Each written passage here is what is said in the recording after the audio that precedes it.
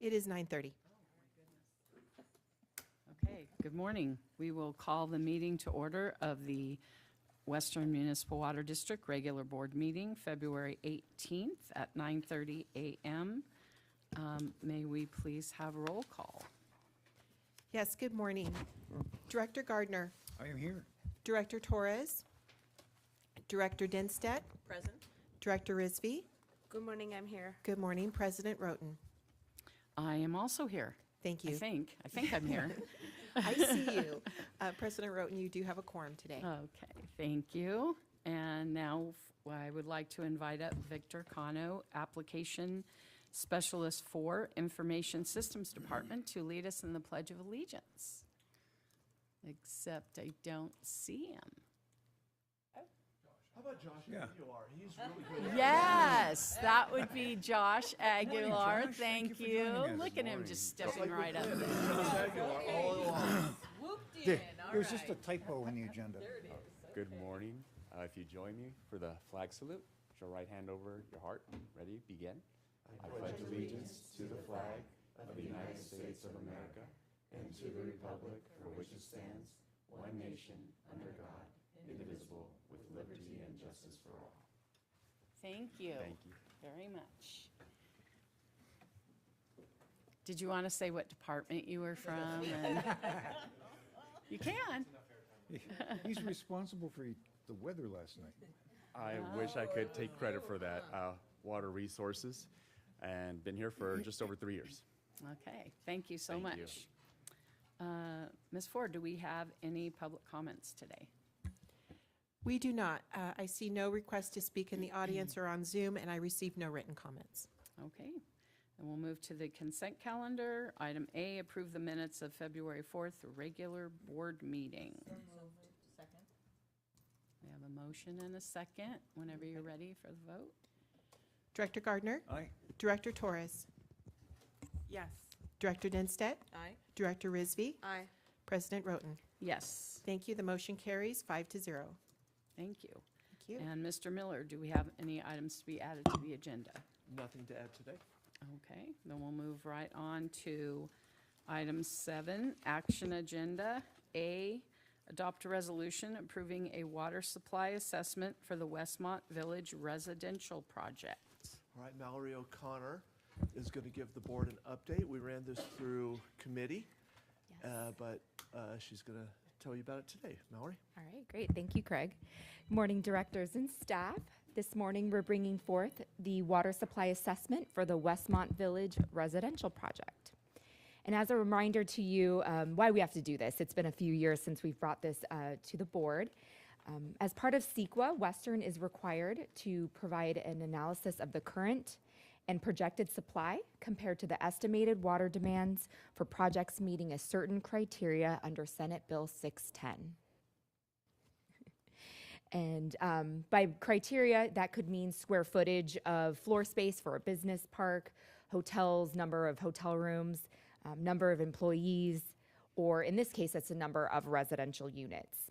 And so once we receive all of the required project information, we have 90 days from the request to complete that analysis and adopt a resolution, which brings us here today. And we do have Justin Brown from Kimley Horn on the line, I believe. He is representing the project. Okay. And so the map on the right here shows the proposed project's location within Western's service area. The project is located south of Van Buren Boulevard, and it's adjacent to the Westmont Village Homes Retirement Community. It's west of Village West Drive, southwest of the General Old Golf Course, and north of vacant land. The project consists of 73 acres of undeveloped site and proposes approximately 817 residential units. The total water demand for the project, for this entire project, is 465 acre-feet per year, which includes the estimated demand from a previously approved WSA for this project from 2021. And so what you see here on your screen is just the increase in demand from what was previously approved in 2021, bringing that total to 465 acre-feet per year. And the project proposes a mixture of residential densities. Approximately 42 acres are designated as medium-high density residential. 17 acres medium-density residential, and the remaining 14 acres high-density residential. And the project, since it has over 500 residential units, triggers the need for a WSA. Western's required to prepare a WSA as a local water provider. And it requires an analysis of Western's current and projected supply under 3 different conditions. So the normal year hydrology is the first condition, which represents a 0% reduction in supply from Metropolitan Water District. A single dry year hydrology is 10% reduction of supply from Metropolitan Water District. And the last one, the multiple dry year, represents a 20% reduction of supply from Metropolitan Water District. And so looking at this analysis in the WSA, the table that you see here represents what we're calling, the most severe case of those assessed conditions, which would be the multiple dry year hydrology with a 20% reduction in metropolitan supplies. And showing the analysis here that even with a long-term dry period and with our local supplies that we have available, Western will have the sufficient supplies to meet the project's projected demand as well as our other existing and planned uses.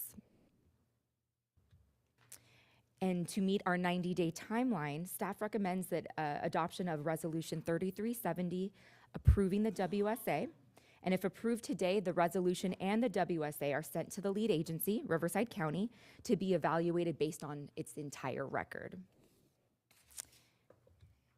And with that, I can take any questions. Thank you. Sure. No, but I just had a quick comment, because we've received questions on why these types of things don't usually come to the board, or like, approving water assessments or will serve letters. And so I just wanted to note, and you said it too in your comments, that it's different because this is above the threshold. Correct. Where the assessment is triggered, and so we have to accept the assessment based on what is founded. But that's not usually the case if it's below the threshold where we're required to serve. And so just wanted to note that. Great clarification, thank you.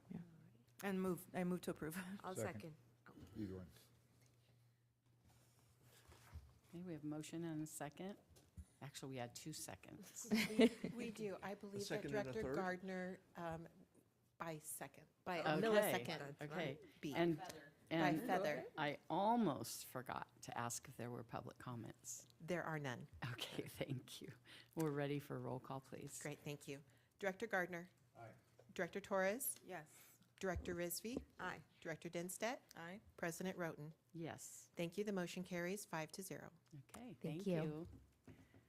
Next item is adopt a resolution confirming board representatives to the Santa Ana Watershed Project Authority Commission.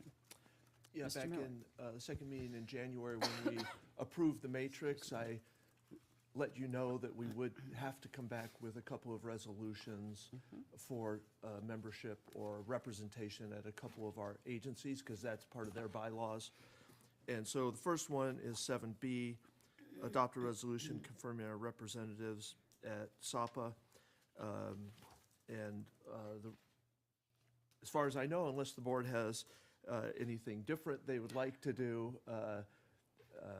we would move forward with Director Gardner and Director Denstedt as our representative and our alternate.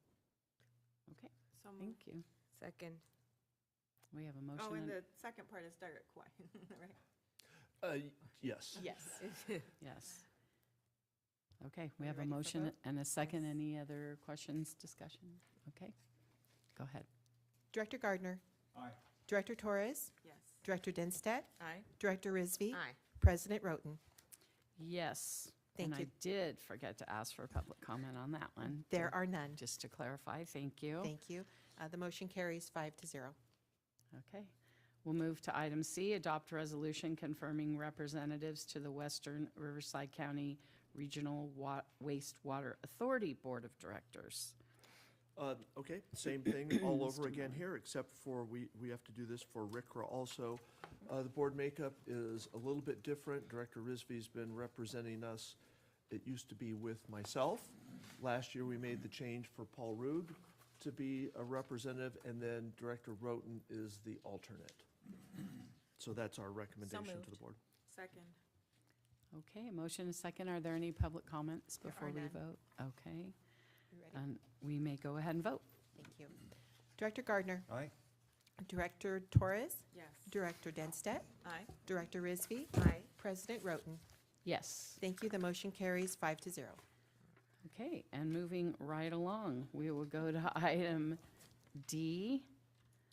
Confirm Western Municipal Water District's representatives to outside organizations.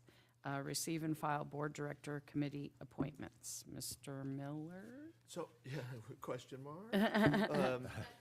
Because I'm going to send it right back to you. That's what I thought. So it's come to my attention that we might want to make some minor adjustments to the matrix in what we call our 2x2s.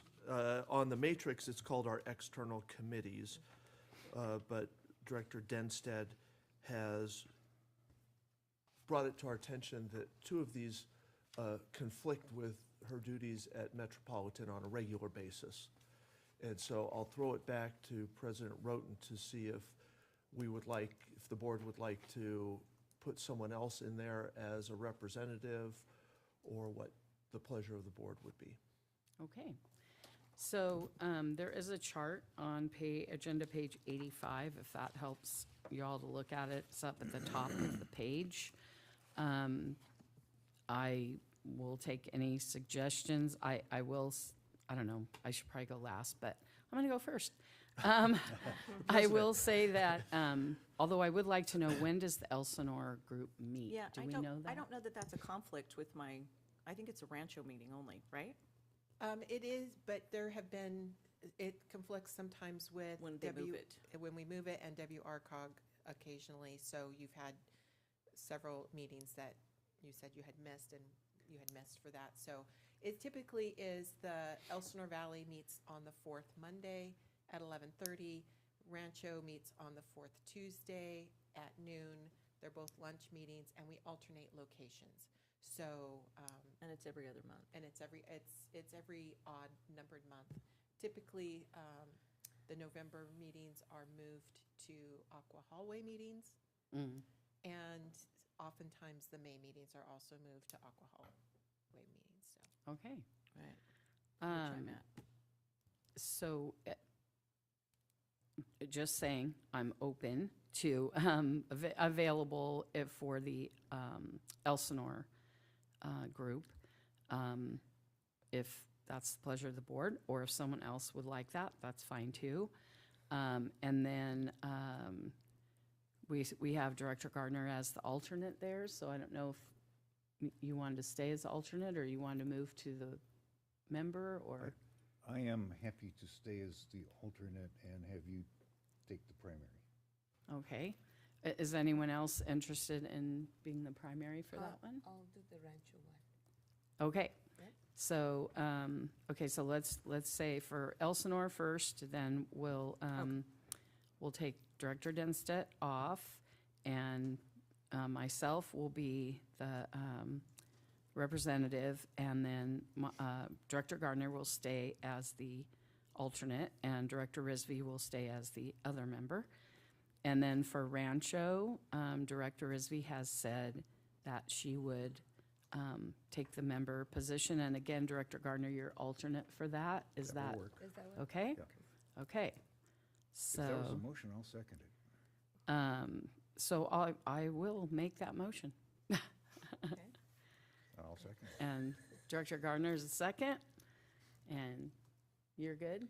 No, and I appreciate it because, again, my intention is to try to get us representation, and I can't be at two places at once. Exactly. And you guys want me up at Met, and so I've got to be available for that. And so I'm good, and I just wanted to make sure that we were covered appropriately, and that was my concern. Okay, Thank you. So Awesome. I Perfect. appreciate you guys. And service. I know, I'm like, Yes. that is crazy, yes. Exactly. Okay, so we have a motion and a second. Do we have any public comments? We do not. All right, well, I think we're ready to vote on that little bit of a convoluted thing. Perfect, thank you. Director Gardner, Aye. Director Torres, Yes. Director Denstedt, Aye? Director Risby, Aye. President Roten. Yes. Thank you. The motion carries 5-0.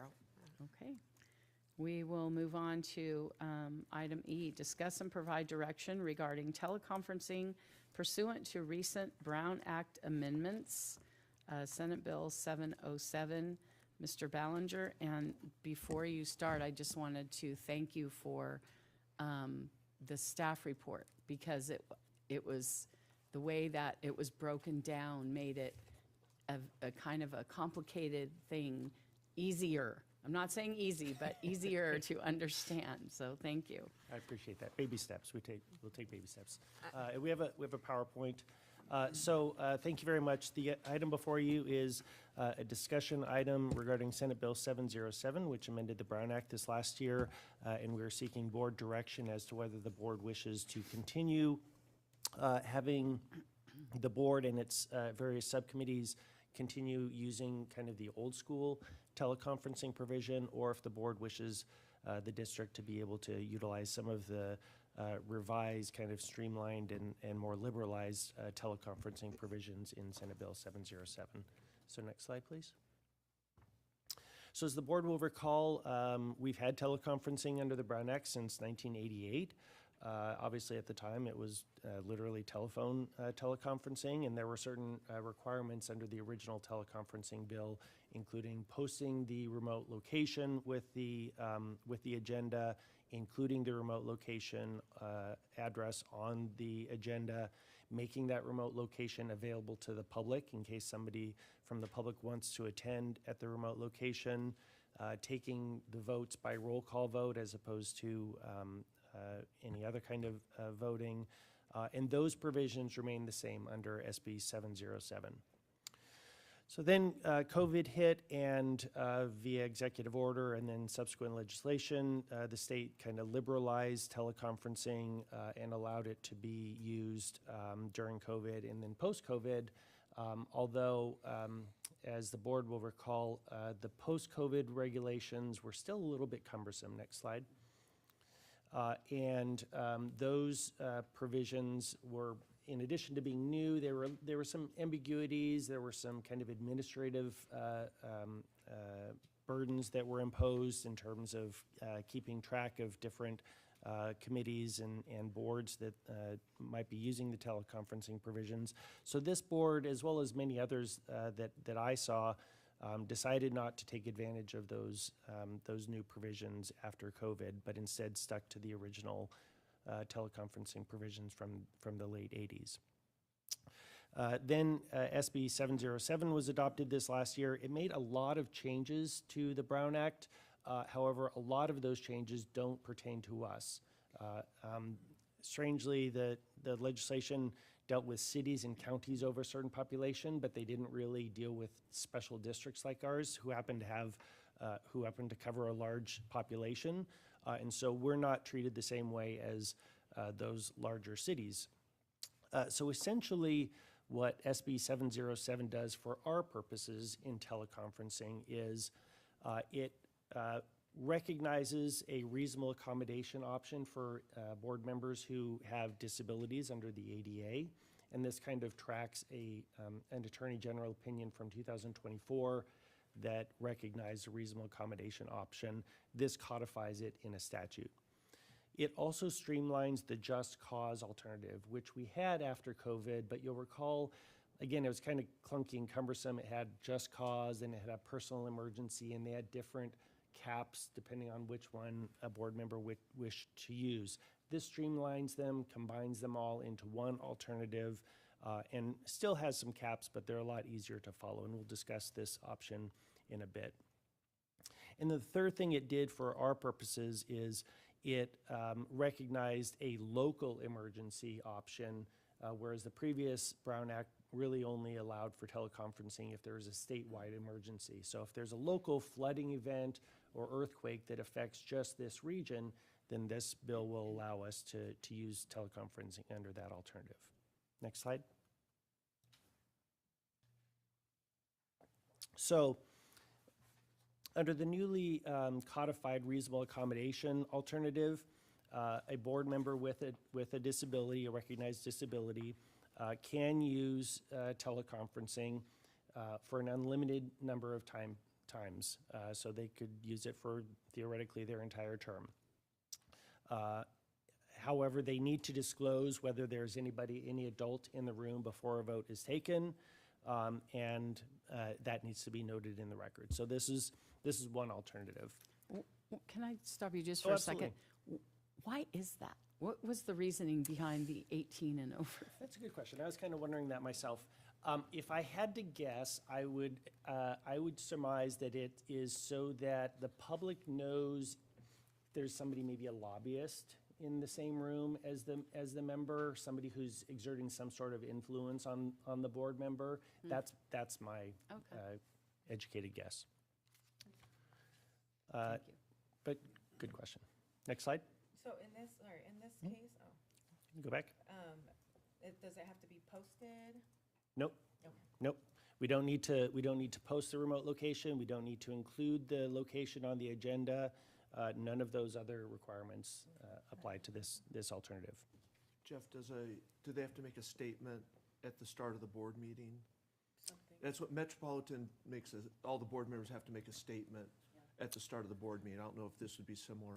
So there are about 6 or 7 requirements that are required to be followed whenever we're using any of these alternatives. And you're right, one of them is we have to identify which members are teleconferencing in, and we have to identify which alternative we're using. So if the board member were using the reasonable accommodation, they would need to identify that. And we would also need to identify any adults that are in the room. And one of the ones that could impact the board and the entity is, while we're using any of these teleconferencing alternatives, if there's a technological disruption that prevents the public from, zooming in, from teleconferencing in, we have to stop the meeting. The board cannot take any further action on the agenda until that technological issue is resolved. So more broadly, if we're using any of these alternatives, we have to allow the public to zoom in or to teleconference in. We already do that, just because the board has directed us to, but under the law, if we weren't doing that, we would have to start doing it. And so because we're allowing the public to teleconference in, the law says that if there's an electronic disruption, then we have to stop the meeting, because presumably members of the public might be teleconferencing in. Yeah. Question on the definition of a the disability, I guess, a reasonable accommodation. So does that apply to, say,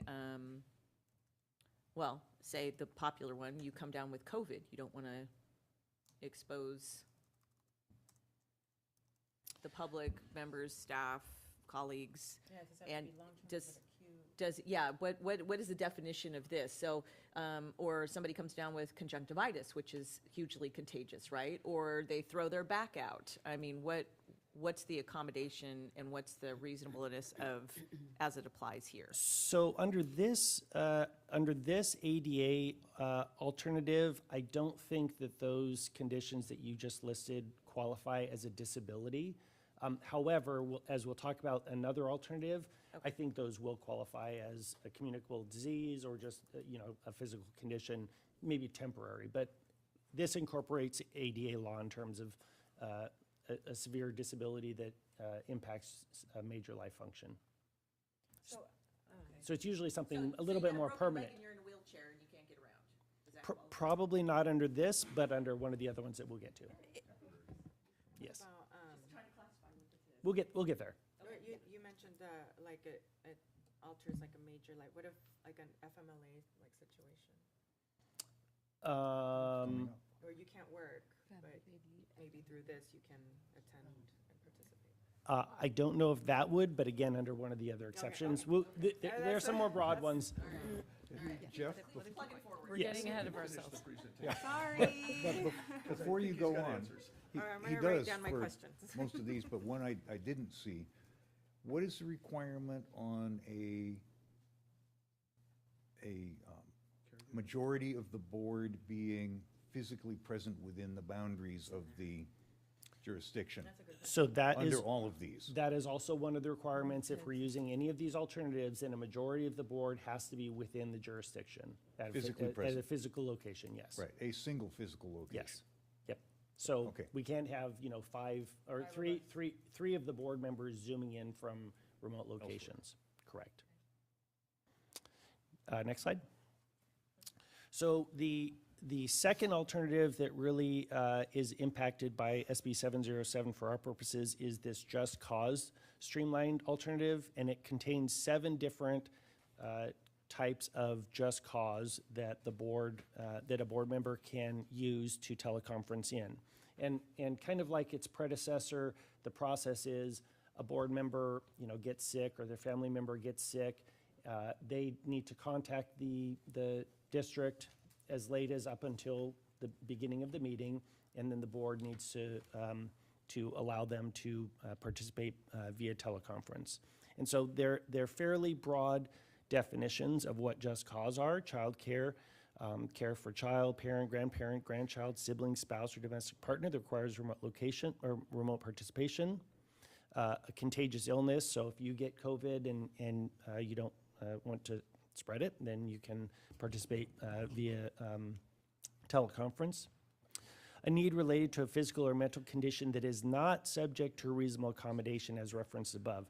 So this one is we're not really sure exactly what the parameters of this are, but I think this might be something like FMLA, where it doesn't necessarily qualify as a disability under the ADA, but it's serious enough that you're not able to participate physically in person.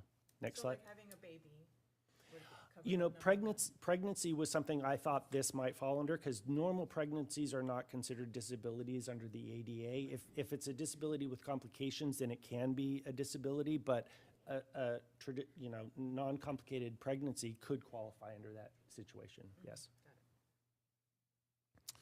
Another category is travel while on official business of Western or another public agency. So if we have a board member who's going to Met and they're out of the area and they want to teleconference into maybe a committee meeting or a board meeting, this allows you to do that. Or if you're at an ACO conference and you want to teleconference into a committee or board meeting without having to post, correct? Yeah. This is all under the more liberalized provisions. Now, again, we've got to allow the members of the public to teleconference in. We need to stop the meeting if there's an electronic disruption. We've got to identify who's zooming in and why they're doing it, and any adults who are in the room need to be identified in the minutes. But otherwise, we don't need to post the alternative location. But really significantly, I think on this one, up until the beginning of the meeting, you can exercise that option. So if you wake up sick, or in my case, if my wife's caregiver calls off, and I don't know about it until the morning of the meeting, you can still use this. Correct. That's significant. It is, Yeah. because under the original teleconferencing provisions that we use, we need to know that remote location 72 hours in advance when we post the agenda. And if we don't, then we're kind of out of luck. And so these do offer more provision for participation.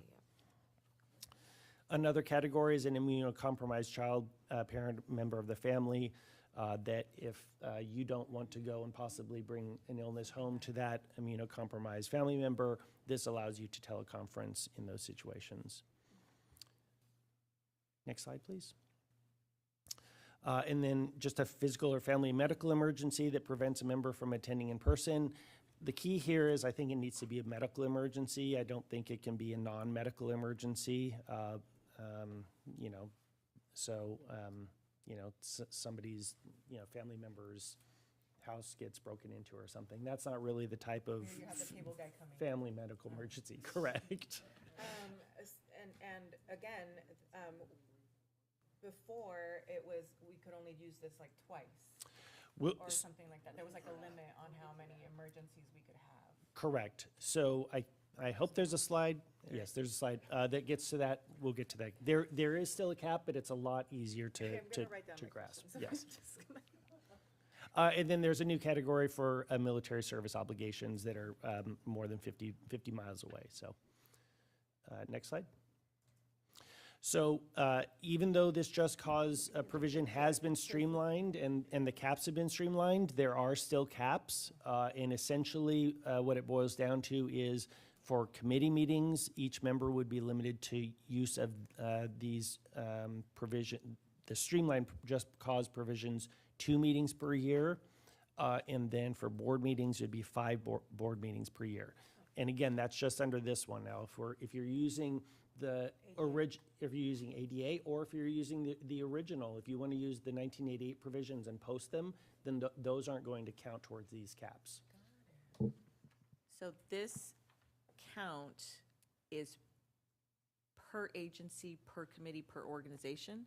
They all would have a separate count. In other words, I would have a different count from Met than I would from here. Yep. WRCOG would be different. Yep. Ledgewell would be different. So that's for each agency. Correct. Not, okay. You're gonna have to keep this big calendar on you. Well, yeah, this is one thing staff will need to keep track, at least for Western meetings, board meetings and committee meetings. We're gonna probably, if the board directs us to open up this option, that's something we'll need to figure out how to do. And Miss- I'll- chose this graph. and I'll weigh in also. It took that me, was it my took me, question. it took me a I while was to like- get this one. These are obligations of the board members. So staff will provide assistance as, we'll try and keep track of it, but it's your responsibility, not our Yeah. responsibility No, to do that. But, we try and take care of you all the time. But always, I just want to emphasize that you're held accountable to it, not the agency. Mr. Ballinger, can you clarify for the board on the committee meetings, is that all of our committee meetings, ComGov, EOWR, Finance together, or each committee has its own limit? Each committee would have its own limit. Because each committee is a legislative body, and the Brown Act talks about caps per legislative body, so. A lot of administrative, yes, that's a lot of, yeah. It's a lot of Show up for counting, meetings. yes. It's easy. Question was posed, when we mean year, what do we mean? Do we mean calendar year, fiscal year, or rolling 12-month period? The Brown Act doesn't say, but we think that it would be a reasonable interpretation to consider it a calendar year. That way, we don't have to keep track of different rolling 12 months for each individual member, for each different legislative body that they happen to serve on. So those caps are still there. Next slide. As I mentioned, there are some new requirements that are imposed on us if we do choose to use the streamlined teleconferencing provisions. First, if there's a technological disruption, no further action until the disruption is corrected. Other adults in the room need to be identified, and the minutes need to identify the teleconferencing member as well as the alternative under which they're teleconferencing in. Next slide. That other adults only applies to people that in the room of a remote location though, right? Correct. So we would need to identify everybody sitting in the audience here. Correct. Yeah. Again, I think the reason is we want to know who might Yeah, be who's- there who's there? impacting that remote person. And why are they there? Right.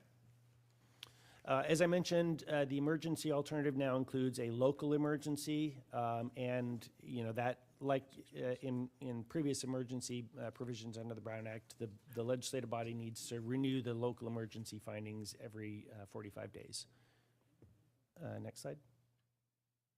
So that pretty much summarizes it. There were some other provisions of the Brown Act that were amended, not relating to teleconferencing. Bless you.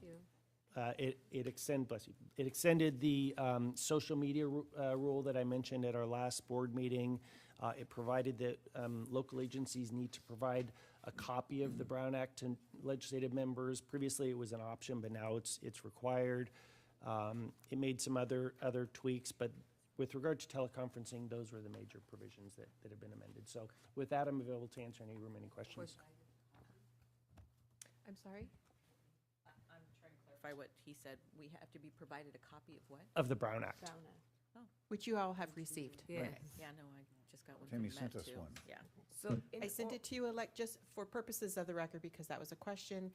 The Brown Act was provided to the board members in paper version on the dais 2 board meetings ago, and it was sent to you electronically.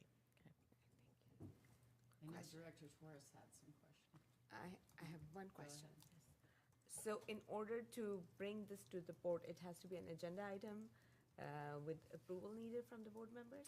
In order to change it? Because the board had previously kind of set a policy of only using the old school teleconferencing, we thought it'd be appropriate to have direction from the board. Okay. And that's what I'm doing in other agencies. Okay. I think in the absence, if the board had not taken an action, then I think, the agency could take advantage of these provisions, but because previous direction being given, we thought it'd be appropriate to get clarification. You had mentioned before that,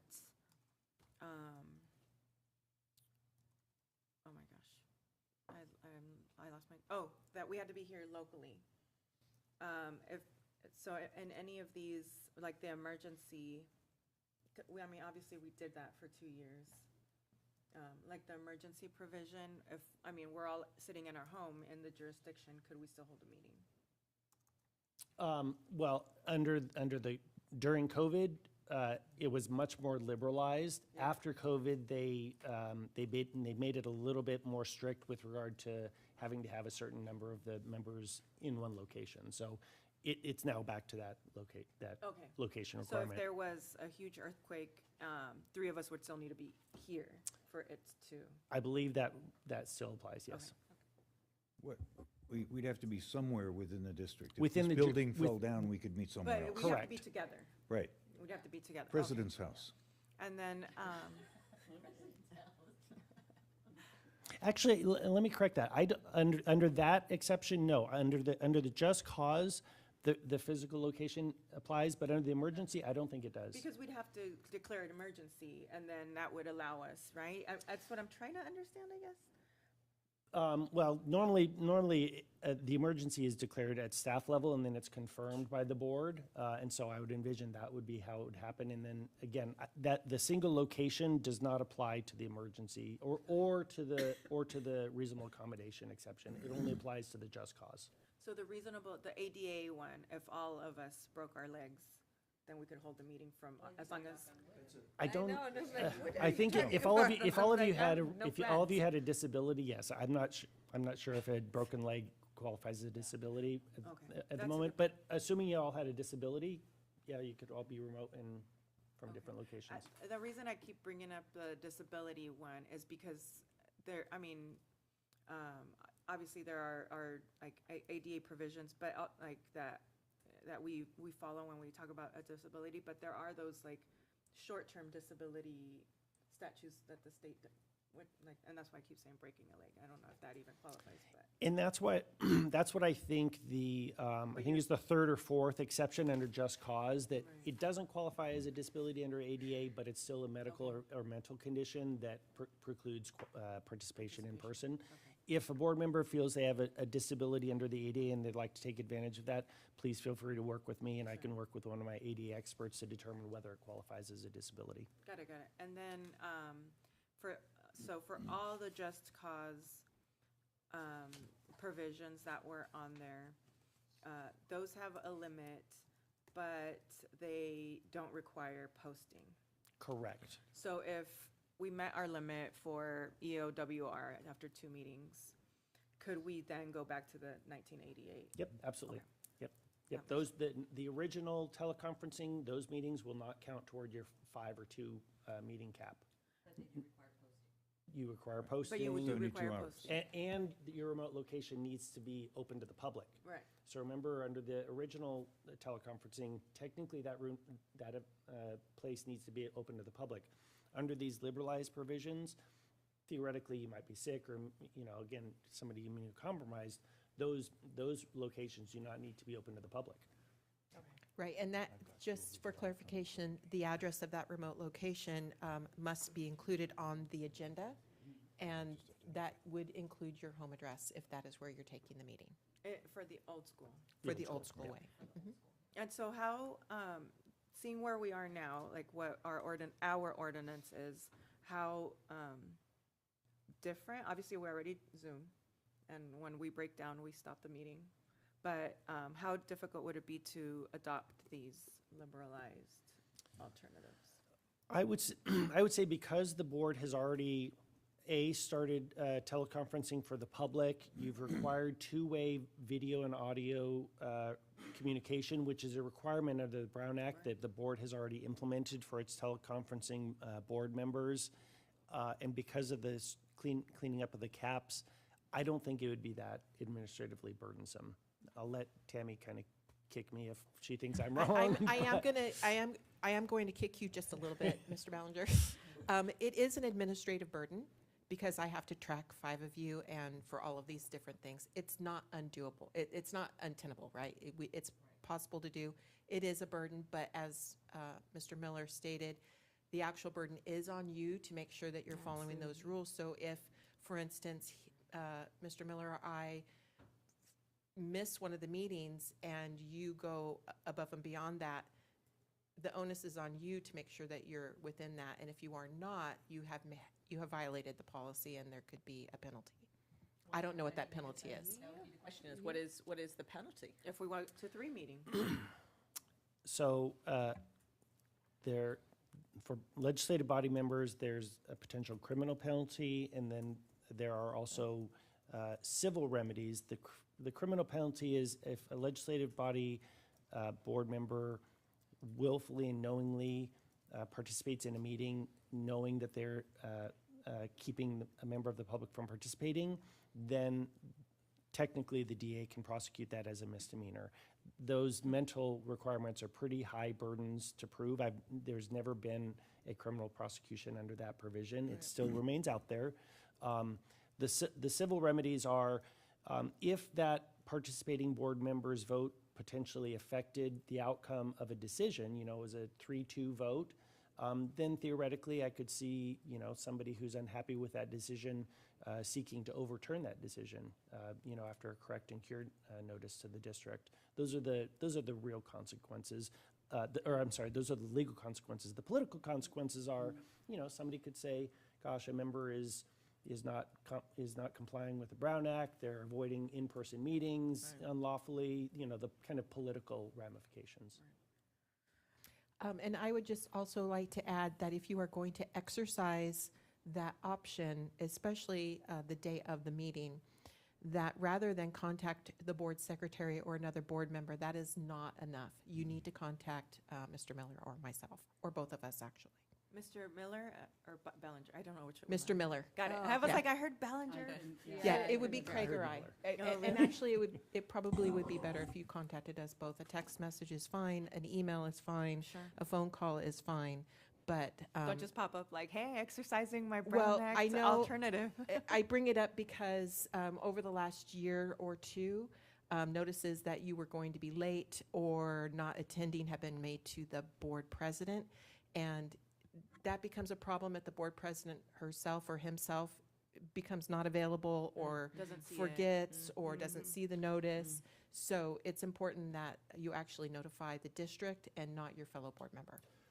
I would also add that Tammy's being pretty open with a lot of different types of communication. I would strongly recommend an email.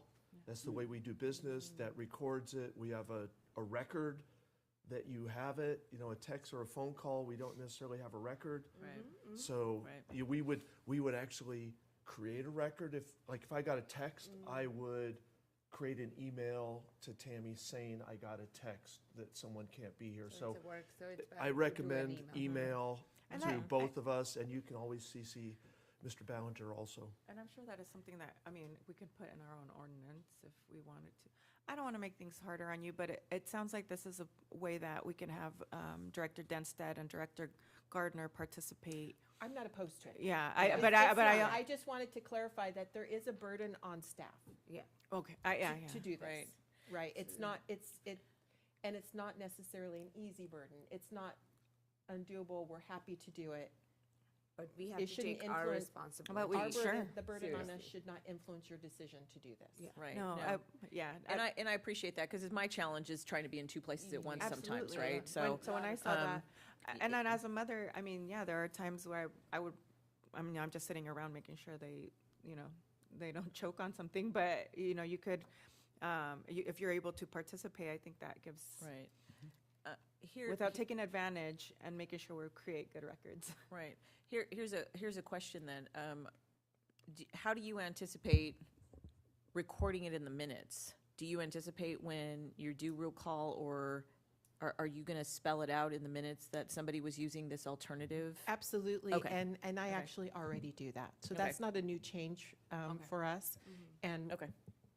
you know, we'll just continue with that same Yeah, practice. but that makes it easier, so when we reflect To on the keep minutes track, too, to then keep we track can- to say, Oh, it has been 2 times. you know, it Right. has Right. been because of that, so we have a rolling record for the year. So, okay, that helps.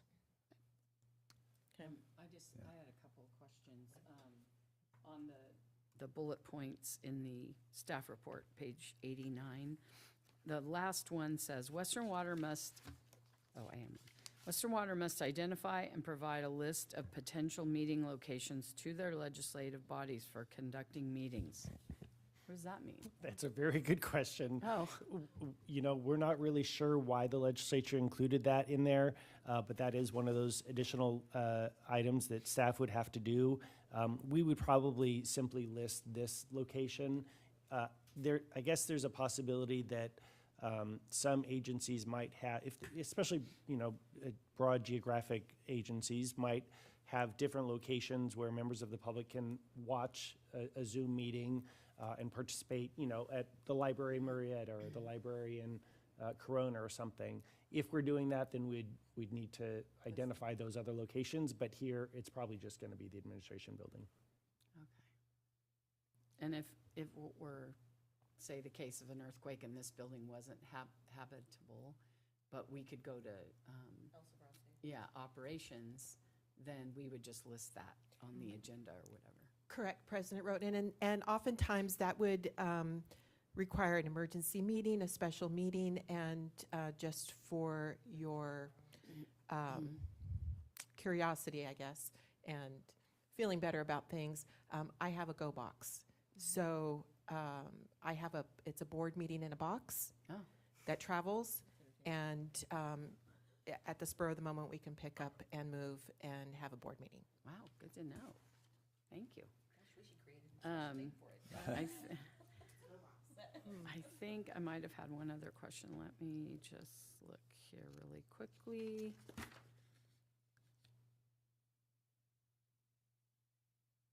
Oh, this was just a, not really a question, just a comment. It's page 91.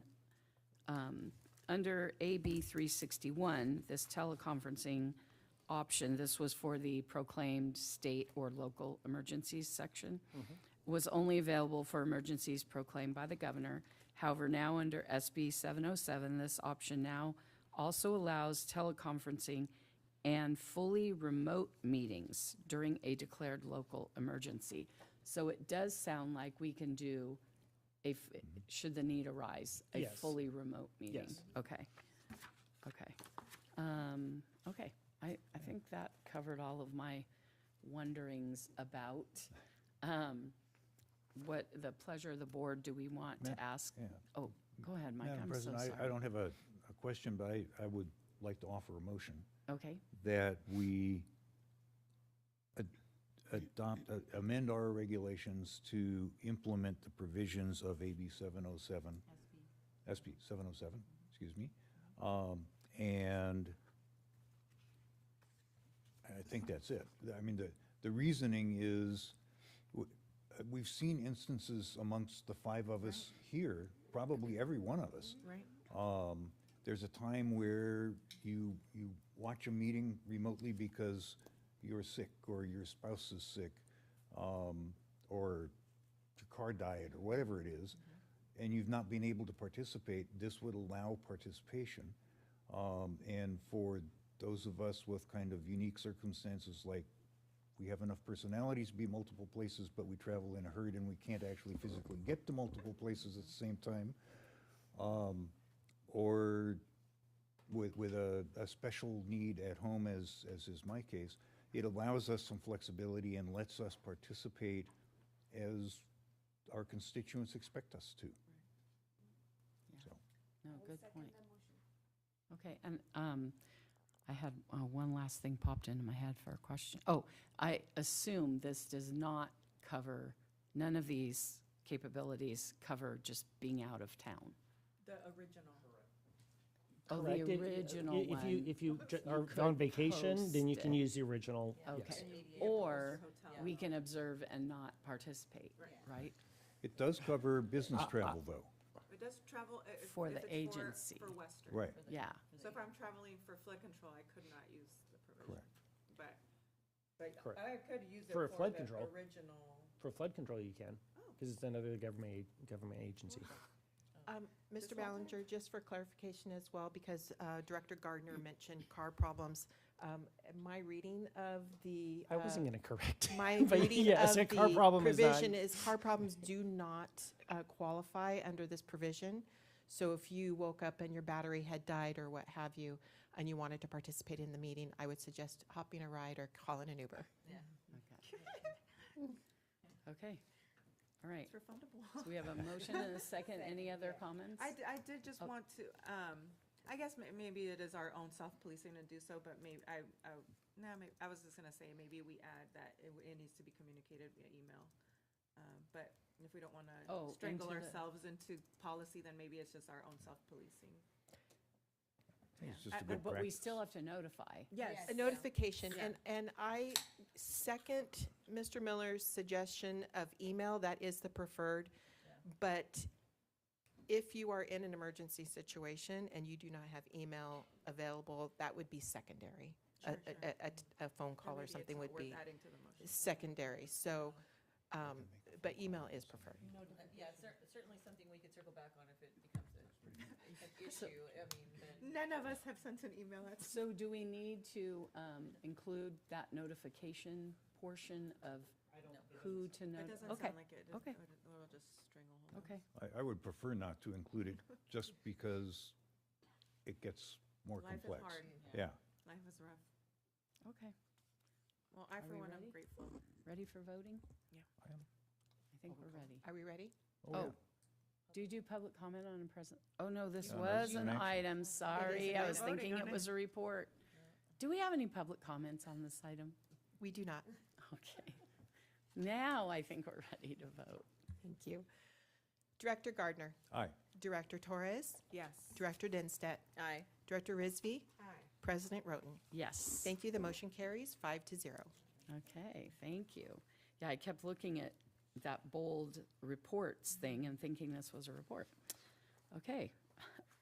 Thank you for keeping me on my toes. Now we'll go to reports. 8A, General Counsel Report. Mr. Ballinger? Nothing more to report. Thank you. All right, thank you. And B, General Manager and Staff Reports. Okay. We've got a few. Last week at, was that last week at Metropolitan? Yeah. Seems like it was yesterday. There was a significant action that went through committee and through the board to certify the EIR for pure water. Western raised its voice and attempted to bring some attention to the fact that we think that that's a really good project under the right circumstances. And right now, those probably aren't the perfect circumstances for that project to be built, since demands are very low at Metropolitan. So that is a relatively expensive water supply for when we don't need it. And so we voiced our opinion as a caucus at the engineering committee, and I think we got a lot of attention, made our voices heard. So I think that was really successful. Where that is going to potentially play out is in a little longer strategy in the budget. And so moving towards the budget, staff submitted a request for information as the Met staff had asked us to do. They asked all agencies to submit any questions they have about the budget. So we did that yesterday. And there were quite a few things that we wanted to make sure that we were asking the board, the Met staff, so they could present this to the board so the board can make an informed decision. a little bit concerned about the sales projections. We want some clarification on their sales projections. They're actually projecting the lowest sales that I think they've, well, I wouldn't say ever, but in the last 3 decades, which is a good thing because for a long time we were over projecting sales, which meant we were counting on more revenue than we actually received. So the Met staff has been kind of marching those projections downward so that we have more realistic revenue versus expenditures. So that's a good thing. We want some clarity on that. I think the big priority for Western and I think our entire caucus is that we want to really focus the budget on paying costs for reliable operations of the existing system. And we want to make sure that those operations are fully funded. The staff requests for positions are in alignment with operating our system, engineering design of repairs and refurbishment of the system, and the staffing necessary to do all that. So we've sent some questions about both the overall budget in relation to that and the staffing requirements to do that. Pure Water is still in the budget. It's not an approved project by the board. That concerns me. There's a question came up in the committee, the Finance Committee, about the budget is why is there a long-term projection for the costs and the rate impacts of Pure Water, even though it's not an approved project, yet other big projects like Delta Conveyance, Sites Reservoir, West Side Storage, the East-West Pipeline are not included in the budget. How did we pick that one project to be forecast for expenditures? And there's $150 million in the 2-year budget for Pure Water, but the other projects aren't allocated. So we think that should be changed. I think it should be taken out of the budget and it should be added as a slide that if the board does approve this project, here's what the budget implications would be. So it'll be a special project, is that what? Well, we'll see. We've asked the question. We'll see what Met staff wants to do. If Western was doing it and I got to choose what we were doing, I'd have a slide that would show the rate impacts in a table of each one of those projects. So if the board down the line, we get through the Camp for Water process, the Camp for Water process says, oh, Pure Water is not the best project, but Sites Reservoir is, then you would know exactly what the rate implications would be to add Sites Reservoir into the budget. So it's kind of a menu. So we're going to probably push for that. As I said, there's 8 positions in the budget supporting exclusively Pure Water. We don't think that that's appropriate. We don't want to be paying for that until that project's approved. There's still money for LRP projects, which is the Local Resources Project. So if we were going to build a local project and it was going to be more expensive than Met Water, we could apply for an LRP subsidy. So in the budget, there's still $8 million for potential LRP applications. That's in the budget and we're paying for it. Our comment is wait till those projects are actually submitted. They're not submitted yet. So why are we putting $8 million in the budget to cover that? Conservation, controversial topic at Metropolitan. There's $30 million in the budget for conservation. Given that Met is at some of the lowest demands they've seen, this will be the 4th relatively wet year. We don't see the need for $30 million in expenditures in the conservation budget. So we're asking questions about why. Some of it might be obligations of grant funding to follow through on grants that we've already received. That's okay, that should stay in there. But we don't see the need for new expenditures, additional expenditures in conservation. The other one is last budget, there was quite the discussion about increasing ad valorem taxes that are used to pay for the state water project costs. That moved from 0.0035 to 0.007 last budget. There was a motion that was made to increase it even more. There's a lot of capacity to increase that. So we've asked the question about, well, what would the impacts be if you increased it from 007 to .009? So we're waiting for staff's response back to that. But that's going to be a hotly discussed, debated topic as we move into the budget in April. So we've submitted those questions. We'll see how they go. We're working, obviously, very closely with Director Denstad. We'll be giving her a briefing after this meeting again. We're working very closely with our caucus, and I think our caucus has been very supportive. We've been on the same page.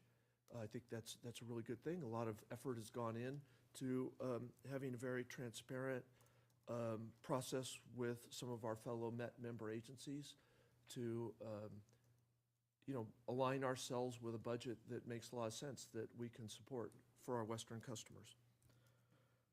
And Director Denstad, in her update on Met, may have other things to share. I hope I didn't steal all of her thunder. I was, 2 weeks ago, I went to Colorado to check on the snow, and there was not a lot of snow in Colorado. There was more than I thought, though. But I think what I'll share with the board that I thought was really interesting, and they were lined up for 2 weeks of wetter weather, so similar to what we're having, so we hope the snow conditions improve. But I was also at a social event in Colorado with non-Californians, and 2 people brought up to me, they found out I was a water person from Southern California, and they said, oh, tell us about how the Colorado River issues are going to be resolved. And these are not water people. They know.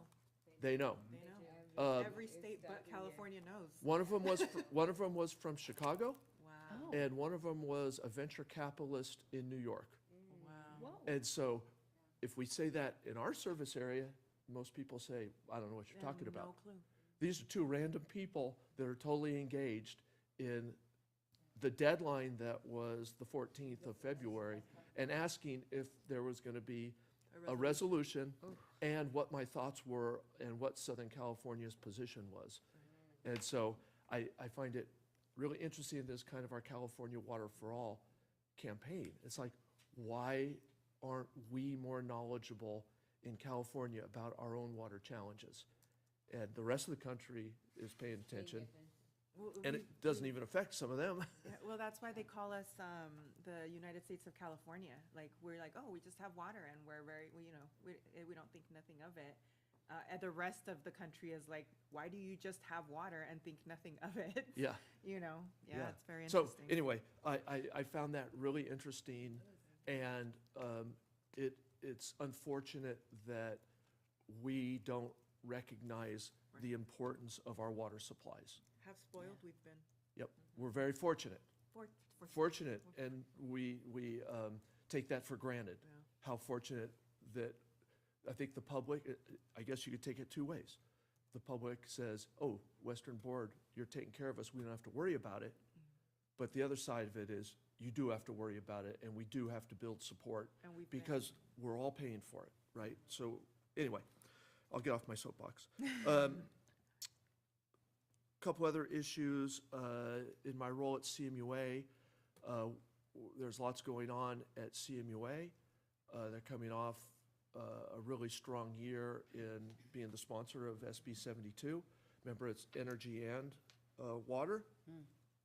So we're working really hard to figure out what their mission is for this legislative cycle. Big emphasis on power issues, advanced clean fleets, power network issues. But the other thing that we've kind of initiated is modifying the bylaws for CMUA. They're very old, so we're modifying those bylaws. That's going to actually happen today. So we hope we're making the bylaws better. One of the things I did is I put a term limit on the president and vice president of CMUA, which there currently isn't a term limit. But I think that they actually need some change at the top of the organization. So that's one way to get out of it. Director Denstad said, let's just take it to the board and talk about it. I'm actually putting it in the bylaws. I think it's very healthy for the organization to have new leadership. We had internally, things are going great. The EMT sat in this room last week.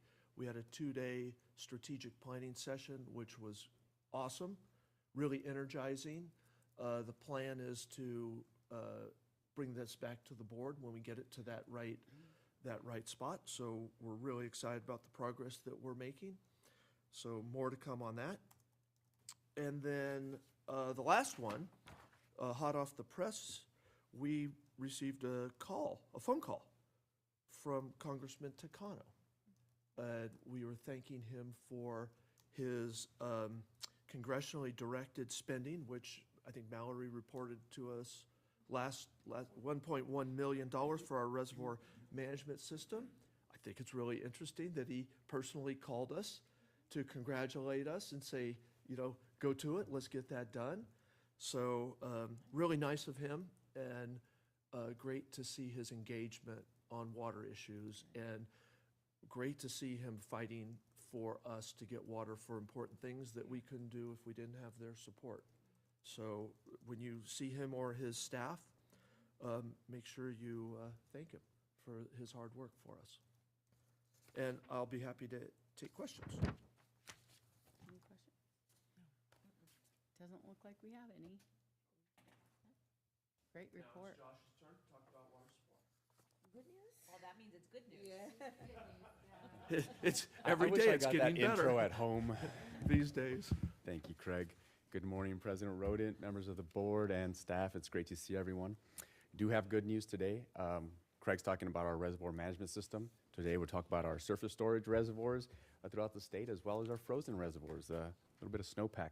So it's our first water supply of 2026, and I'm glad that the rain joined me. So we'll jump right in. A few weeks ago, DWR conducted its second snow survey of the season at Phillips Station. At that time, statewide snowpack was sitting at about 60% of average. What's notable is just 3 weeks earlier, we were closer to 90% of snowpack. So a big difference there. We got a nice boost at the end of last year with a few storms that came through, and that was really helpful. But you'll see later in the slides how January has not been that great to us yet. We're now getting to the later part of the snow building season, and February and March will be very important months to see how much snowpack we can store. Looking at the broader hydrologic conditions, if you start on the left, as of yesterday, the Northern Sierra has seen just over normal precipitation, so 100%, 110%, but only about 44% of snowpack for this time of year. When it comes to the Colorado River Basin on the right, more of the same, precipitation at about 85% of normal and snowpack around 60%. That said, these numbers don't yet reflect the current storms hitting both the Northern Sierra and Colorado River Basin, and we're hoping snowpack totals see a healthy bump. That brings us to the reservoir storage. As of yesterday, the big 6 reservoirs are currently about 70% full, which is just over average for this time of year, and a bit under where they were last time during this time last year. On the right, you see the state reservoirs, and they're all above average, with Oroville nearly at 130% of average. So that's really good to see, especially on a 4th year here. As we track the progress over the last few months, we saw that a series of strong winter storms at the end of the last year started off well in January, and with such healthy soils and reservoirs, enough to eliminate all dryness in California on the U.S. Drought Monitor map. Something we haven't seen in nearly 25 years. Wow. It kind of takes a moment to resonate, because when I first saw it, I thought, what happened? It's not loading, but it's all white for a moment there. And so it's really good to see that. Then you look over to the right, and it was really good to see. However, that was followed up with a dry January, which temporarily slowed statewide snowpack, and so we were all wondering what was happening in January. As we look locally, we've seen average in some areas and above average in others. As you see on the precipitation there on the left, the Los Angeles watershed has gotten some really healthy rain, which is good to see. And then locally, as you see with Diamond Valley Lake is approximately 94% full. It's wonderful to see, and Lake Matthews at about 86% full. Prado and Seven Oaks dams are functioning as expected for flood control and storm capture. And with the current storm activity, we expect to see additional inflows locally as well. Now, over the last 30 days, we've seen Lake Oroville reach nearly 130% of average and perform releases in anticipation of storm events to meet federal flood control requirements while also maintaining storage benefits. A few weeks ago, we also saw an increase to the State Water Project allocation from 10% to 30%. At that time, despite a dry January, the state's reservoirs were above average statewide at 125%. So we were sitting really well there. Lake Oroville, the State Water Project's largest reservoir, was at about 138% of average, so really, really high levels there. And although we weren't able to bring you some snow and show you that there's actually some snow on those beautiful mountains, we do have a little video here, and you'll see that now as we approach mid-February, we're finally seeing some additional heavy storms across the state and upper Colorado River Basin this week, with widespread precipitation and heavy rain, heavy mountain snow. We're excited to see how the snowpack numbers fare up, and you can see the demonstration that he had there just showing you how deep it really is, and we're really looking forward to seeing what those numbers look like. While reservoir levels and precipitation totals are around average, as you saw, snowpack remains below average, and that's an important one for us to keep track of. This snowpack will ultimately determine how much runoff we see. So that frozen reservoir is very important to us in the water supply side of things. And the State Water Project allocation did increase to 30%, and the DWR Director, Carla Nemeth, highlighted that what Mother Nature provides each winter is the main driver of our State Water Project allocations, and it is increasingly unpredictable, as we kind of saw here with a December, then a dry January, and now a wet February. So although we saw that allocation increase to 30%, DWR will continue to monitor precipitation, storage levels, and snowpack, and we'll see if the conditions encourage another allocation in the months ahead. So how does this all show up for MWD's water supply and demand balance? If we start at the bottom, the Colorado River supply has about 900,000 acre feet, and with the current 30% allocation, or 570,000 acre feet, the current water supplies are estimated at 1.47 million acre feet, with the demands slightly above that, as you see at 1.5 million acre feet. Again, these are just estimates, and you'll see a minor gap there, a supply and demand gap, and luckily Metropolitan has some record storage, over 3.8 million acre feet, so that's where they'll pull that water out if needed. And on our last slide, earlier this month was World Wetlands Day, where we recognize how local wetlands like the San Jacinto Wildlife Area, Chino Creek wetlands, and seasonal wetlands like the Santa Rosa Plateau naturally store and filter water while supporting wildlife. So in closing, our water outlook is getting stronger by the day, and with improving snowpack and above average storage heading into spring. So with that, I hope everyone drives safe and enjoys the rain and snow. I'll happy to answer any questions. All right. Are there any questions? I do have two. Do we have any data on what's happening with Victoria Recharge Basin? They're still gathering numbers right now. We haven't seen that much flow go into Victoria Recharge. That's what I heard this morning, but we'll continue to monitor and see if there's some good news. Yeah, hopefully, as the reservoir above that fills and they need to drain it, we'll get some of that. We're actively working on that issue because there isn't a current program to make releases. We have to go and work with the city of Riverside to try and get them to release. We would like a program to do that. The other thing is there were some modifications to some of the drainage in the neighborhoods above Victoria Recharge Basin that we're researching because it literally diverted some water that fell below the dam away from the recharge basin.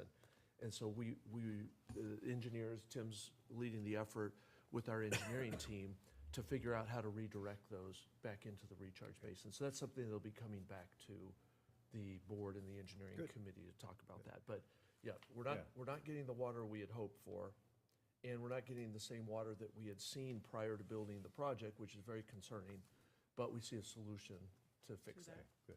Yeah, that dam is not an earthquake-safe dam, and so they cannot impound anywhere near what they used to behind it. And we had enough rain recently that I suspect water levels are approaching that we have to discharge level. I don't know that, but we'll check. Okay, We'll monitor thank that. you. And the other one, I think the answer is no impact, but there was a penstock failure above a powerhouse up on the Yuba River, which is a tributary above Oroville. Did that have any impact on Oroville as far as we know? That's a great question. I've not seen any impact or heard of any impact as of yet. It didn't look to me like it got out of Yuba River into the Feather, but I just don't know. I thought possibly you did. That's a great question. I'll look more into that. Thank you. Thank you. Okay. All right. Well, thank you for that very positive report. We love it. I remember the first year or two that I was on this board, it was very scary. Very scary up here with those lack of water conditions. Item C, we'll move into director comments and requests. Mr. Gardner, looks like we have a SAPA report. I do. Actually, I've got several today. SAPA met yesterday. Couple of minor things. They are putting out an RFP for a building security project, which is probably wrought iron fencing around the perimeter. And we, as Western, may want to do something in conjunction with that to provide better security at the Arlington DeSalter. And I suggested that SAPA staff work with our staff to see if it makes sense to partner. And if so, how we would do that. But it's, SAPA and the Arlington DeSalter sit between a county flood control easement and a Caltrans easement, and both of them have become habitat to unhoused people. And they want to go back and forth between the two rights of way. And they are not shy about cutting the chain link fence that exists to make that happen. And occasionally things get up and go with them as they come through. SAPA has had things stolen and damaged, and there's been some at Arlington DeSalter as well. So it is something that needs to be dealt with. But RFP's going out. There's an opportunity for Western to partner and maybe make a better, larger project that will save both a little bit of money. The board voted to specifically allow the board members to be compensated for attending the 50th year anniversary, because that wasn't covered anywhere. And the one that was really significant, we had several Western staff for a presentation present. It was, I think there were almost more high-level technical folks at that meeting than there were here yesterday. But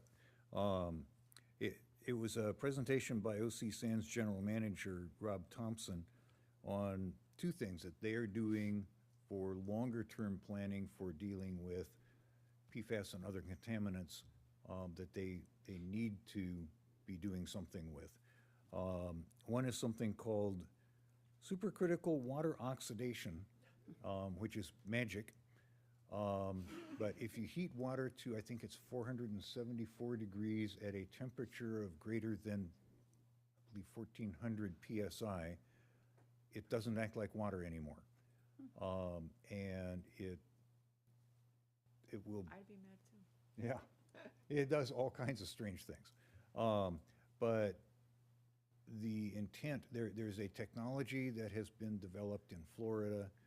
It was originally developed for disposing of biological weaponry, and now it's being attempted to be adapted for use in destroying other things. Because of the temperature and pressure, it causes PFAS to break down and form new compounds, and that will happen with other things that are in sewage sludge. Nitrates, for example, they after you go through this process, they aren't nitrates anymore. They come out as nitrogen and something else. In theory, it's a net energy generator, which, as I recall, a little bit of physics I took doesn't exist. But said, how's this first law Yeah. working? So anyway, it's really interesting. It's very complex. There is a 7-ton per day, I'm sorry, 70-ton per day demonstration module that is being built in Florida now. It will come out to OC San. They will install it and begin testing it. They're looking at a year-long test. The first 6 months will be staff of the company that builds it. And then it will be taken over by OC San staff to confirm, A, that it does what was being reported it will do, and B, that their staff can actually run it. This one doesn't have some of the efficiencies that commercial operating production can have. It doesn't have a heat recovery system on it, which is where the ultimate energy savings comes from. So it will be an energy consumer, but it will replace some other energy consumers. So really interesting technology. We'll see if it works. It has a problem with, as it breaks things down, it starts to form some salts, which are scaling the pipes, and they're looking at how they get past that scaling problem. To me, that seems like that may be the Achilles heel of the technology for this use, but we'll find out. Yeah, I was about to ask. It is called, supercritical water oxidation. Because I was going to ask, there has to be a byproduct that is formed once everything cools down and unpressurizes. There's a little bit of salts, and there is water and a bunch of gases that can be discharged into the atmosphere without further treatment. Things like nitrogen and water. Supercritical oxidizing. Supercritical water oxidation. Water oxidation. You were close. Yeah. Sorry. So that one is really interesting. They hope to have the demonstration facility up and operating late this year. So it'll be very interesting to watch and see what happens with that. Just by their nature, water treatment facilities concentrate things that you don't want in the water. And that's a good place to collect them and treat them to get them out of the environment when we're required to do that. The other thing that they're looking at doing is they're calling it a biosolids deep well injection. LA San is currently doing that. Essentially, it's areas where geologically you've got a fairly thick impermeable layer, typically of shales, and it's pretty deep. And you inject things that you don't want in the environment below that level. And OC San is looking at doing that. LA San is doing it at Terminal Island, where they pump a lot of oil out. OC San is looking at another area for their use. The plan is there's a big thick shale layer, and below that is a sandstone layer. They want to pump water into the sandstone layer and frack that and convert it back to sands and gravel, basically, and then inject the stuff that they want to get rid of into that, in the theory that it stays below the shale layer and never gets back into the environment. A concern with those kinds of things is, especially in an area like Southern California where we have a lot of earthquake faults, many of which are not yet known until they break. What happens if you have a big earthquake and the shale layer gets cracked and the stuff gets loose? So interesting technology, but LA San has been doing it for over a decade with zero problems. So some potential to see what happens with that. It'll be interesting to watch. And that was SAPA. Okay, thank you. Metropolitan Water District. Well, I think Craig gave a big report on that, so The only thing that we do have coming up is we're setting a public hearing on March 10th regarding the proposed water rates and charges for the year. So I expect that because that's on there, we'll probably have public comment, that people will come in and say something on that date. So it'll be interesting to see how many comments there's going to be on that. I did want to say thank you to the CFO for joining me up at Metropolitan on the day that we had finance discussions with the budget. We were able to collaborate in real time, right there, to be able to say, okay, what about these questions? Where do you want to go with this? So we could get those asked at committee and hopefully get some responses back to those questions that were asked that they didn't have, a detailed response to and can take into consideration. So that was very helpful. I hope he found it very helpful to be able to communicate directly to and sit in the chairs with his colleagues and, they could all do the little whisper past the note thing in the back, which is always entertaining to watch this dynamic unfold in the room, because there's so much going on and there's so much information that's being shared. And the slide deck, I think, was 60-something slides. Yeah, 60-something slides for that. It was a 3.5-hour budget workshop. We're getting ready to do another one. There are several Met directors that are going to DC for the policy for Aqua to go back there. So we're going to have them post and probably take the meeting at Metropolitan's DC office. So we can do that because they're going to have another workshop on that. So several of us will be up there talking and listening to that budget workshop. But it's a lot of information. Thank you to staff for printing out that whole packet. I think it was over 1,200 pages just on first blush. Did it come with a porter? Yeah, tell me about it. So I'm telling you, this is the reason I don't have to go to the gym, because I'm picking up a lot of paper and carrying stuff. But it's really important as we're reading through the highlights and doing things when we replace copies to see what changes are making or what proposals are being made. So it's really important for me to be able to highlight notes and do those things in there. So I do appreciate the fact that, it's a task at hand, and we've got a couple of more changes and more budget workshops and more things that'll go. I think our last budget, when they did the entire packet and the presentation, was 12,000 pages, I think, was what we looked at. So it's not a small thing, So I just wanted to say thank you for the support that I get when we're going through this to try to figure out. I totally agree with Craig's assessment of, while we appreciate the work that was done on the CEQA documents for the EIR for pure water and the significant amount of staff time that was put into that, and recognize that project that took place over many, many years, the question really needs to come, is this something that we need to continue to see in the budget? The Camp for Water process, which Craig has been on the committee for, has not completed after several years of now going through this. I don't know that it's turned into something that we've expected.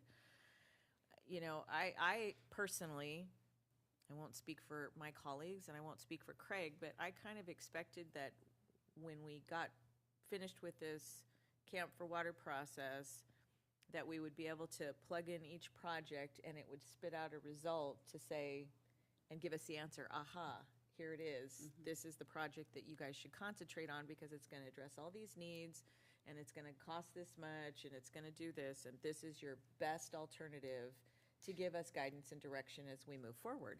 And we've not seen that yet. So how we continue to put pure water in as a component of the budget to look at what it looks like is baffling, I think, to all of us. So it would be really helpful to just remove that if you, and I think one of the questions that's been asked is, well, if you're going to do that and put that slide forward, then why aren't you putting it for the other big projects that we have under consideration? The one that Craig didn't mention was subsidence. That's another thing up in the Delta that is part of what we've got going on, and Met owns several islands up there for that, and there's significant offsets for environmental, for carbon credits, for a lot of different things for those islands. And subsidence is going to be one of the issues that's going to have to be addressed with that as well. So, a lot of moving parts and a lot to come, a lot of work and a lot of conversation. And, we'll see what happens at the next workshop, and we'll see how timely staff responses are to the questions. I saw that email come out with the questions, and it'll be interesting. I'm hoping that staff, and if they don't, I will ask, but I'm hoping that they put a variation of everybody's questions so that we can see the responses to everybody's questions. I'm hoping that they don't just mash everything together and kind of extract what they want to answer, but they actually answer the questions that are being posed to them, and we could see what those questions have been by all of the agencies. So if that isn't done, I'm going to ask for that, just so we can kind of see this all unfold. But other than that, there is going to be a lot of meetings and a lot of discussion that are going to be coming up in the months. They're hoping to get this on the agenda and get it for a vote in the April packet. We'll see. We'll see. So that's kind of, that's the highlight and that's the concentration right now of everything that's going on at Met is what are we doing about rates? What's the budget look like? What's water sales going to be? And have everybody land on all these drivers to land an end product. So there you go. Impressive. Thank you. Just a little something. Chino Basin Water Master. Mike? Thank you. Chino Basin Water Master had a special meeting. It was to kick off a strategic planning process. The meeting was neither strategic nor planning. However, there ultimately was some good discussion, and I think what everybody is recognizing is that Chino Basin Water Master, because of its history and its organization, has some built-in conflicts amongst the players. And that the current members of the pools and the advisory committee and the board itself need to try to put past grievances aside and talk to each other and work together to try to make Chino Basin Water Master be functional. Somebody said Chino Basin Water Master is where you come to eat snacks and argue with your friends, which is pretty accurate except true. for the friends part. That's questionable sometimes. But it ended up, I think, being a good meeting, and we came away with some agreements on things that we need to approach. And so now we're beginning to put together, how do we make that happen? And for regular Chino Basin Water Master business, they meet next week. And that's it. Okay, thank you. And CDA you had. CDA gave their employees a 5% cost of living increase. This one is, I think, pretty important. They purchased a spare reverse osmosis interstage pump and motor for the Chino 1 desalter. It's a very specialized pump and motor. It takes over a year if you order one to get it. You can't easily rebuild it because they don't have our shop. And so they not only got one replaced, or they got it rebuilt ultimately, they got a new one that sits on the shelf, and it's not the kind of thing that deteriorates over time if it's on a shelf. So that can help keep the Chino 1 desalter in operation on a more regular basis as pumps and motors wear out, which ultimately they do. They did some easement exchanges for a water pipeline associated with a construction project. Not a big deal, they're just gonna move pipe. They won't have to pay for it. And that was it. Okay, all right. Thank you, Director. Rick Ra, this week, right? Tomorrow, okay. WRCOG. Next meeting. All righty. Sarah, I know that's not for a while. Okay. March, and how about Aqua? So Aqua, we have our DC conference next week, so I'll be in attendance at that. I'm packing very differently this year than I did last year because it's got very cold and a lot of snow is expected. So we'll see how that all pans out. We are working on, for the Region 9 board, we are working on our regional program. We're planning on doing that, I believe, in August. I will, when we land on the date, because we're checking venues and we're checking availability, we expect it to be out at Wilson Creek, always a popular venue for us. And we're coming up with that program, so that's, another thing. And then, obviously, we've got general manager working on program for conference for spring conference up in Sacramento. So Nice. more to come on that, and hopefully you all are attending spring conference in May up in Sacramento. So, Hope so. and that's all I have for right now. Okay. Director's comments. Director Torres, do you want to go first? Oh, yes. I can come back to you if you No, want. I'm fine. It's actually been very light. I did get a chance, I had the day off on Thursday, so I got a chance to go to Good Morning Riverside, which we happened to be hosting. So it was a nice surprise. Usually we host in May, so it was a nice surprise to show up, and our booth was there. Director Roughton was giving the opening welcoming remarks. So it was really nice, and we always have the best stuff. Like we are good at that. So give a big high five to whoever comes up with our swag game, because they're awesome. I can tell you, we have an amazing staff in the communications and customer experience group. In particularly Stephanie, if you ever see her, she takes extreme ownership and pride in a lot of those activities and does a great job for us. They had lint rollers, and I took like 5. I was like, Director, I would also add that we share your concern. No, we've been working with the chamber for years because we always sponsor it during the Aqua conference, and all of you are at the Aqua conference, so we can't be there. And so Nick, Sarah working with Nick and and me working with Nick, we finally moved it away from Aqua so we could have someone there I to do thanked the him presentation. as I was leaving that. Yeah, it was meeting. great. I'm It was- like, it "Thank was you for awesome. changing our month." It was really awesome to be. I happened to have the day off, and it's really hard for me to get out there. So he texted me. He's like, "You're at the chairs table," and I was like, "Oh, okay." I get there, and I'm like, "Oh, that's why." Okay. So I was really good to be there, and of course our president did amazing representing us. That's really it. I wanted to just wish everyone Kareem Ramadan. If that's right, Kareem Ramadan, also first day of Nuts Ash Wednesday, and I hope everyone had a happy Lunar New Year if they celebrated. So very exciting day today. So thank you. Vice President Rizvi? I did not attend Riverside, Good Morning Riverside, because I was representing Corona. us at Good Morning Corona. They were at the same day, and tomorrow is Corona's Chamber's Installation Award dinner Oh, gala, nice. so I will be attending that. With that, That's it? Okay. Director Gardner? I got rained on last night.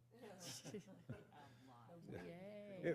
It was actually, it was amazing. At my house toward downtown Riverside, it was really windy. We only got a 1/4 inch of rain at my house, but it was moving at 90 miles an hour and 90 degrees to the ground. Sideways. So, yeah. Yeah, no, it was noisy. Oh.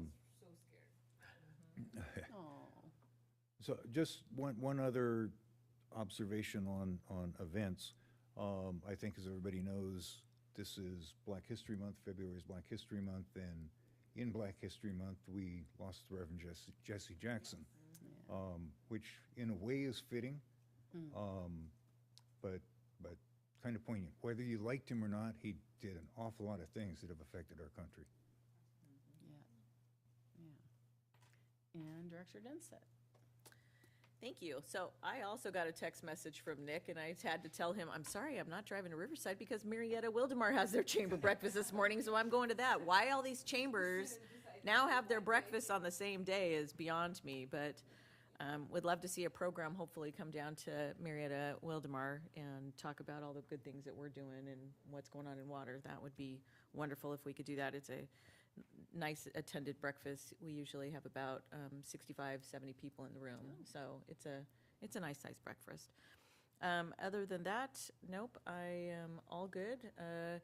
I think the installation, now that Director Rivsey says that, I think the installation galas for the chambers for Elsinore and for Temecula are next month, so I invite anybody to attend with me. So both of them are black tie. One is at Pechanga, the other one will be at Pins and Pockets. Enough said. If you would like to attend, please let me know. Yes, Pins and is that as in like bowling? yes, yes, yes, they have a banquet room, so there is limited size facilities in that area to host that event, and they have a banquet room that has accommodated that event for many years. I'm hoping that with their new CEO, that some hotels perhaps will come to the area that will facilitate something along those lines. So we'll see. But those dates are both coming up in March. I think the Elsinore Chamber Gala is on March 14th, and the Temecula Chamber Gala is at Pechanga on March 28th. Okay. So, Can't say that I have ever bowled in a tuxedo.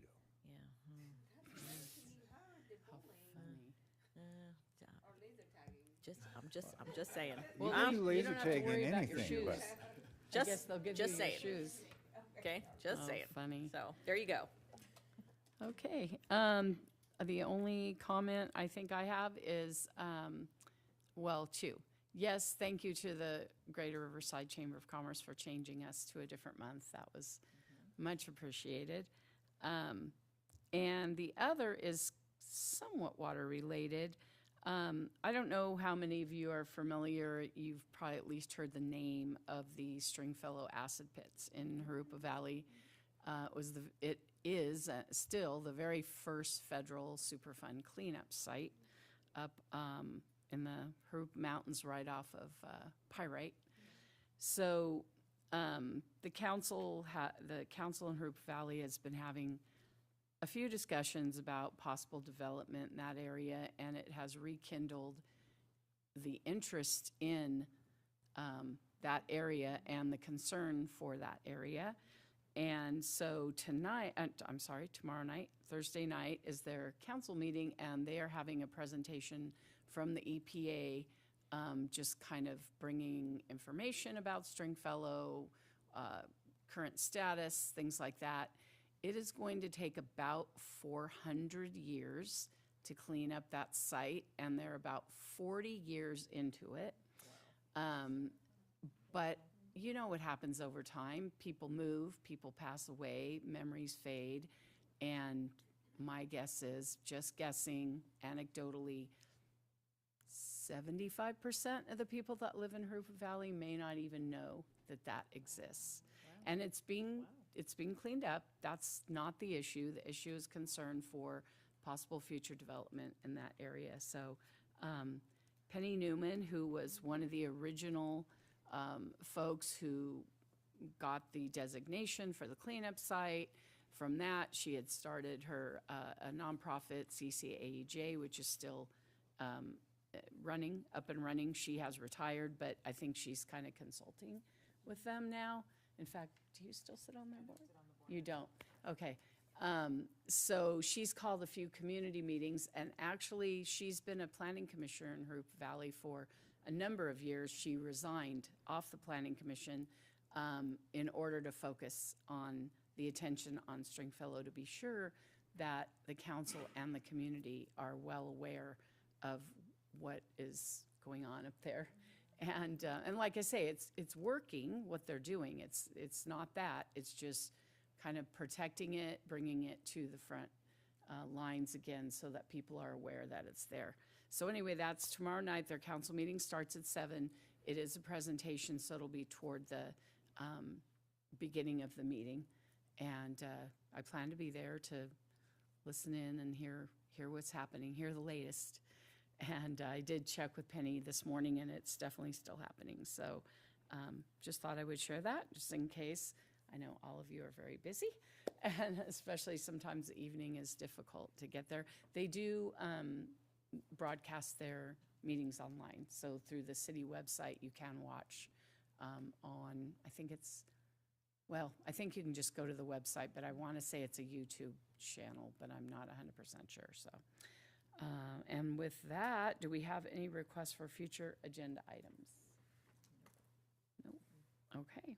Then I think there's a couple of information items there, 9A and B.